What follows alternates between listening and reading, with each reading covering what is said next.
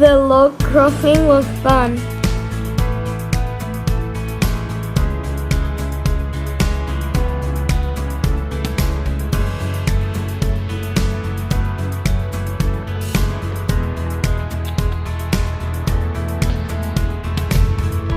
On the way back, someone took me on a water slide.